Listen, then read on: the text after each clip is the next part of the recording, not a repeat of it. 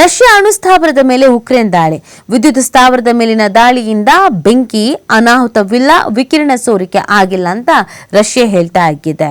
Ukraine Russia ಯುದ್ಧ ಮತ್ತಷ್ಟು ತೀವ್ರಗೊಂಡಿದೆ. ರಷ್ಯಾದ ಪಶ್ಚಿಮ ಕ್ರಿಸ್ಕುಸ್ ಪ್ರದೇಶದಲ್ಲಿ ಅಣು ವಿದ್ಯುತ್ ಸ್ಥಾವರ ಗುರಿಯಾಗಿಸಿ ಉಕ್ರೇನ್ ಭಾನುವಾರ ಡ್ರೋನ್ ದಾಳಿ ನಡೆಸಿದೆ.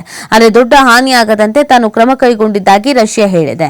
ಸೋವಿಯತ್ ರಷ್ಯಾದಿಂದ ಉಕ್ರೇನ್ ಪ್ರತ್ಯೇಕವಾಗಿ ಭಾನುವಾರ ಸ್ವಾತಂತ್ರ್ಯ ದಿನ ಆಚರಿಸಿತು. ಆ ದಿನವೇ ಈ ದಾಳಿಯಾಗಿದೆ. ಈ ಬಗ್ಗೆ ಪ್ರತಿಕ್ರಿಯಿಸಿರುವಂತಹ ರಷ್ಯಾ, ಉಕ್ರೇನ್ ನಮ್ಮ ಅಣು ವಿದ್ಯುತ್ ಸ್ಥಾವರ ಗುರಿಯಾಗಿಸಿ ಡ್ರೋನ್ ದಾಳಿಯನ್ನು ನಡೆಸಿತ್ತು. ಅದು ಟ್ರಾನ್ಸ್ಫಾರಂ ಮೇಲೆ ಬಿದ್ದು ಹಾನಿಯಾಗಿದೆ. ಕೂಡಲೇ ಬೆಂಕಿ ನಂದಿಸಿ ಅನಾಹುತವನ್ನು ತಪ್ಪಿಸಿದ್ದೇವೆ. ವಿಕಿರಣ ಸೋರಿಕೆ ಆಗಿಲ್ಲ ಅಂತ ಸ್ಪಷ್ಟಪಡಿಸಿರೋದು. ಬಟ್ ಅಲ್ಲಿನ ದೃಶ್ಯಗಳನ್ನು ನೋಡಿ ಎಷ್ಟು ಭಯಾನಕವಾಗಿದೆ ಅಂತ. ಬಟ್ ಇಲ್ಲಿ ರಷ್ಯಾ ನಮಗೇನು ಆಗಿಲ್ಲ ಅನ್ನೋದನ್ನ ಹೇಳ್ತಾ ಇದೆ. ಇದು ಟ್ರಾನ್ಸ್ಫಾರಂ ಮೇಲೆ ಬಿದ್ದು ಅಲ್ಲಿ ಹಾನಿಯಾಗಿದೆ ಬಿಟ್ಟರೆ ನಮ್ಮ ಅಣು ಸ್ಥಾವರಗಳಿಗೆ ಯಾವುದೇ ರೀತಿಯಾದಂಥ ಸಮಸ್ಯೆ ಅನ್ನೋದು, ಡ್ಯಾಮೇಜ್ ಅನ್ನೋದು ಆಗಿಲ್ಲ ಅಂತ ಹೇಳ್ಕೊಳ್ತಾ ಇದ್ದಾರೆ. ರಷ್ಯಾ ಅಣು ಸ್ಥಾವರದ ಮೇಲೆ ಉಕ್ರೇನ್ ದಾಳಿ.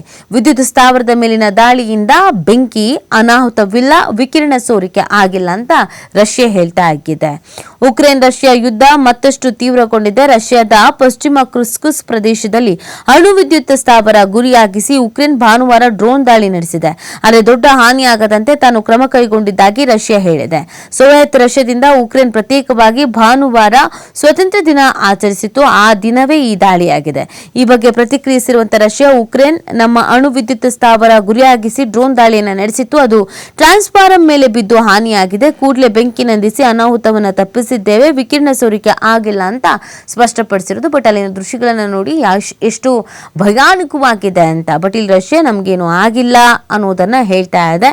ಇದು ಟ್ರಾನ್ಸ್ಫಾರಂ ಮೇಲೆ ಬಿದ್ದು ಅಲ್ಲಿ ಹಾನಿಯಾಗಿದೆ ಬಿಟ್ಟರೆ ನಮ್ಮ ಅಣು ಸ್ಥಾವರಗಳಿಗೆ ಯಾವುದೇ ರೀತಿಯಾದಂಥ ಸಮಸ್ಯೆ ಅನ್ನೋದು, ಡ್ಯಾಮೇಜ್ ಅನ್ನೋದು ಆಗಿಲ್ಲ ಅಂತ ಹೇಳ್ಕೊಳ್ತಾ ಇದ್ದಾರೆ.